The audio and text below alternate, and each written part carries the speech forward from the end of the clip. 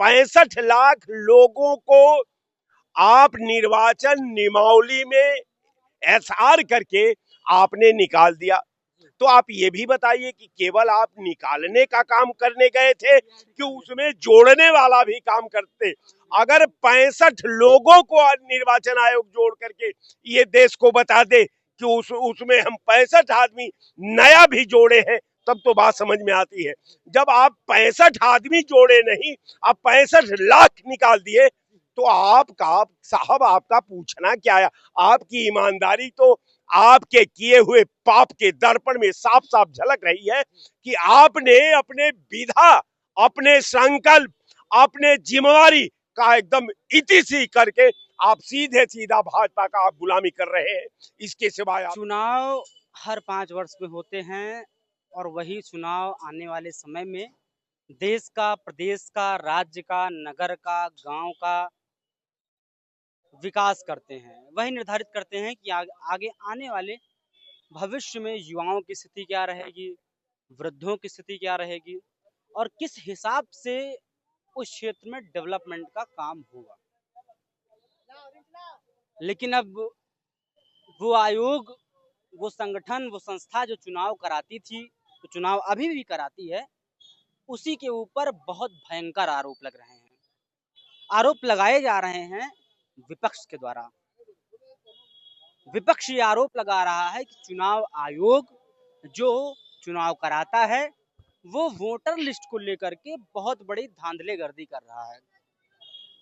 धांधलेगर्दी का मतलब कि वोट करने वालों की संख्या में घटा बढ़ी, कहीं इजाफा तो कहीं कमी। और ये बहुत भारी मात्रा में हो रहा है कि लोकसभा चुनाव में कुछ लोग जिंदा थे और अब विधानसभा चुनाव में वो लोग मर जा रहे हैं। एक ही घर में 50-50, 60-60 लोगों का एड्रेस लिखा हुआ है। ऐसा आरोप विपक्ष लगा रहा है और विपक्ष के पास इससे संबंधित कुछ साक्ष्य भी हैं। आज की हमारी चर्चा इसी के ऊपर है। तमाम सारे लोग हैं हमारे साथ बात करने के लिए, जिनसे हम बात करेंगे और जानने का प्रयास करेंगे कि जो है क्या हो रहा है। सर इधर आ जाइएगा। बहुत बड़ा आरोप लगाया जा रहा है सरकार के ऊपर। कहा जा रहा है सरकार की सह में ये किया जा रहा है, चुनाव आयोग कर रहा है। चुनाव आयोग जो कि बहुत बड़ा संस्थान है और सारे देशवासियों का उस पर अटूट विश्वास है, क्योंकि वही निर्धारित करेगा कि 5 साल और आगे आने वाले भविष्य में क्या होगा। अब वही संदेह के घेरे में। देखिए, सबसे बड़ी बात है कि आरोप एक अलग सब्जेक्ट है। आरोप होना चाहिए, लेकिन आरोप जिस कदर निर्वाचन आयोग के द्वारा उसको नकारा जाना, बगैर सत्यापित का जो है जवाब दे देना और ये कह देना कि साहब आप अगर मान लीजिए हमको एफिडेविट नहीं देते हैं तो आपका जो है आरोप निराधार माना जाएगा। आप जो है पूरे देश से माफी मांग लीजिए। राहुल जी के ऊपर आरोप लगाया है, कहा जा रहा है उनसे माफी मांगिए देश से। अब सबसे बड़ी बात है कि किसी भी जहां जिस दुनिया के जिस लोकतांत्रिक देशों में अगर सदन का नेता कोई सवाल करता है तो संस्थान उसके सवालों का जवाब देती है। अब ये तो नहीं कहती कि आप हमको एफिडेविट दीजिए, लिखित में दीजिए। अब आप बताइए कि हम किसी का पैरवी करें और वहां का जिला मजिस्ट्रेट कहे कि आप हमें एफिडेविट दीजिए, गारंटी लीजिए इस बात। आप साहब बताइए कि हम नेता कहाँ कहाँ एफिडेविट देगा? अरे यार तुम जांच तो करा लो पहले। आप तो बगैर जांच का, बगैर जो है पड़ताल का, बगैर उस पे कमेटी बनाए हुए आप आते हो और जो है आप आते हो और ये कह देते हो बगैर ये आरोप जो है निराधार है। आज जो राहुल जी ने कहा है कि साहब जो निर्वाचन आयोग ने जो अपनी विधा का संचालन किया है, एक नहीं तमाम एजेंसियों ने जब लोकसभा चुनाव का सर्वे किया तो उसमें बताया कि 79 सीटों को निर्वाचन आयोग ने ब्लैकमेल किया है।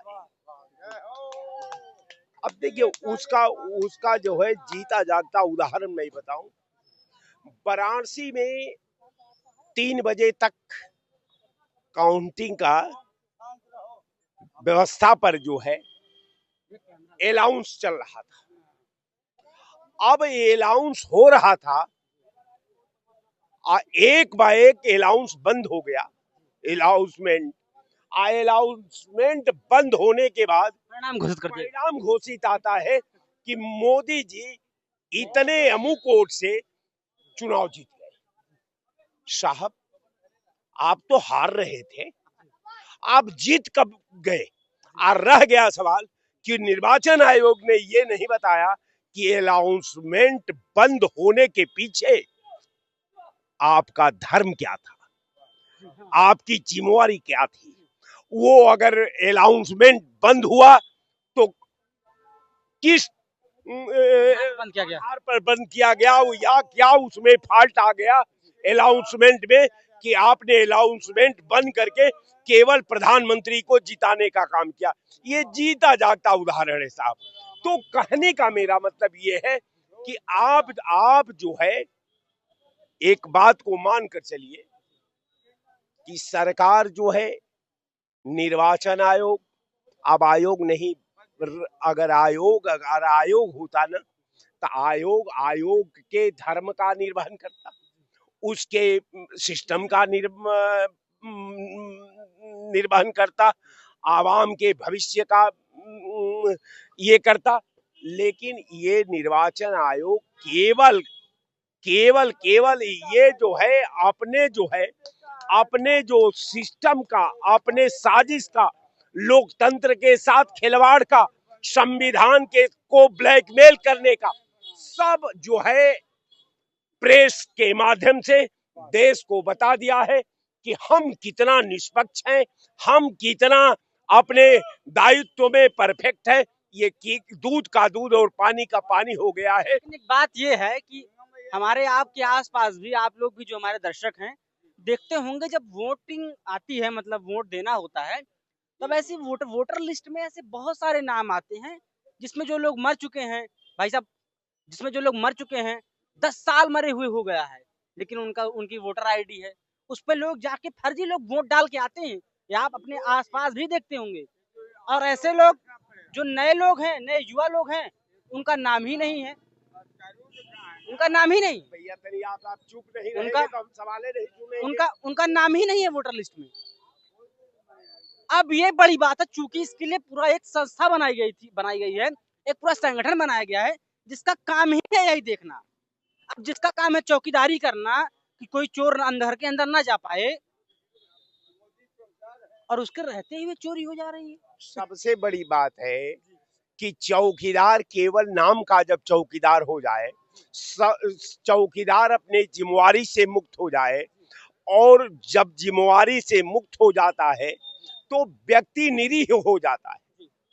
वो व्यक्ति निरीह का मतलब बताइएगा जरा दर्शक। मने असहाय, विक्षिप्तावस्था में, जब विक्षिप्तावस्था प्रतिभा को घेरती है तो वो आदमी जो है उसका हर चीज जो है जिम्मेवारी मुक्त हो जाती है। तो कहने का मेरा मतलब कि चौकीदार, निर्वाचन, देश का सवाल, 65,000 लोगों को संवैधानिक अधिकार से वंचित करना, ये तमाम सवाल जो है निर्वाचन आयोग को कटघरे में खड़ा किया है कि भाई 65 लाख लोगों को आप निर्वाचन नियमावली में एसआर करके आपने निकाल दिया। तो आप ये भी बताइए कि केवल आप निकालने का काम करने गए थे कि उसमें जोड़ने वाला भी काम करते? अगर 65 लोगों को निर्वाचन आयोग जोड़ करके ये देश को बता दे कि उसमें हम 65 आदमी नया भी जोड़े हैं, तब तो बात समझ में आती है। जब आप 65 आदमी जोड़े नहीं, आप 65 लाख निकाल दिए, तो आपका साहब आपका पूछना क्या है? आपकी ईमानदारी तो आपके किए हुए पाप के दर्पण में साफ साफ झलक रही है कि आपने अपने विधा, अपने संकल्प, अपने जिम्मेवारी का एकदम इतिसी करके आप सीधे सीधा भाजपा का आप गुलामी कर रहे हैं। इसके सिवाय आपके पास कुछ नहीं बचा है। कहीं ना कहीं चुनाव आयोग भी जा करके भाजपा की गोद में बैठने का काम कर रहा है, आप ये कह रहे हैं? बिल्कुल कह नहीं रहे, जो उसने किया है उसी के दर्पण से ये साफ झलक रहा है। अंधा भी बता देगा कि निर्वाचन आयोग अब निर्वाचन आयोग नहीं रह गया है। निर्वाचन आयोग अब किसी के लिए काम कर रहा है। वो निर्वाचन लिमिटेड कंपनी बन गई। आयोग जो है राहुल गांधी से माफी का मांग करके भाजपा का प्रवक्ता अपने को साबित कर दिया है। चूंकि अधिकारी किसी विपक्ष सदन के नेता से इस्तीफा नहीं मांग सकता, इस्तीफा तो केवल पॉलिटिकल दल के नेता ही मांग सकते हैं। अगर आयुक्त ने राहुल गांधी से इस्तीफा की बात की है तो इस्तीफा उनका एफिडेविट, ये दोनों भाई बड़ा मुझे नहीं तो धमकी भी, तो ये तो पार्टी के नेता कर सकते हैं, अधिकारी तो कोई अधिकारी क्या हैसियत है कहने की? तो ये जो है निर्वाचन के कैडर के साथ भेदभाव कर रहा है। आज जब भेदभाव कर रहा है तो आप एक कह रहे हैं राहुल गांधी लोकसभा में प्रधानमंत्री से कहे कि इस पे बहस हो जानी चाहिए, सरकार ने कहा कि हम बहस नहीं करेंगे। राहुल गांधी ने कहा कि ठीक है आप बहस नहीं करेंगे तो हम निर्वाचन आयोग के कार्यालय पर चलकर ही निर्वाचन आयोग से बात कर लेते हैं। आप बीच में पकड़वा लेते हैं। अब बीच में पकड़वा देते हैं तो राहुल जी के पास एक ही रास्ता बचा, से बात करते हैं। अब राहुल गांधी सड़क पर आ गए। अब आप कह रहे हैं कि आपने 65 लाख वोट काटा है। राहुल गांधी के साथ लाखों लाख जनता सड़क पर उतर चुकी है। अब एक एक जनता कह रही है कि निर्वाचन आयोग आप हमको अब एफिडेविट दो। अब एफिडेविट का निर्वाचन आयुक्त से मांग हो रही है बिहार में कि अब हम एक एक व्यक्ति कह रहा है कि आप हमें एफिडेविट दो। अब निर्वाचन आयोग फंसा हुआ है। अब निर्वाचन आयोग की हालात खुदे है कि मुख खुद के बचाई की तो है मालमा। तो ये स्थिति है। और कोई सवाल है तो पूछ सकते हैं। बस सवाल आज कहीं समाप्त होता है। इनका कहने का मतलब ये है कि निर्वाचन आयोग के जो अधिकारी हैं वो ये किस अधिकार से कह रहे हैं कि राहुल जी को इस्तीफा दे देना चाहिए? वो ये किस अधिकार से कह रहे हैं कि राहुल जी को देश से माफी मांगनी चाहिए? क्योंकि निर्वाचन आयोग एक संस्था है, एक एजेंसी है जो चुनाव कराने का काम करती है। पॉलिटिक्स करने का काम निर्वाचन आयोग का नहीं है। और क्योंकि उनका इस्तीफा पॉलिटिकल कैंडिडेट ही मांग सकता है, कोई सांसद, कोई विधायक, कोई मंत्री अगर ऐसा कहता तब समझ में आता। इनके हिसाब से कि निर्वाचन आयोग के अधिकारी बीजेपी के अर्थात भारतीय जनता पार्टी के प्रवक्ता बनने का काम कर रहे हैं, ऐसा ये कह रहे हैं। बाकी आपकी इस विषय पे क्या राय है, इस पूरी चर्चा को लेकर के आपने क्या सोचा, आपके मन में क्या निष्कर्ष निकल रहा है, आप कमेंट बॉक्स में पिन कर दीजिए। हम आपके हर एक कमेंट को सुनते हैं और उसके बाद उसको शेयर भी करते हैं अपने बाकी दोस्तों के साथ।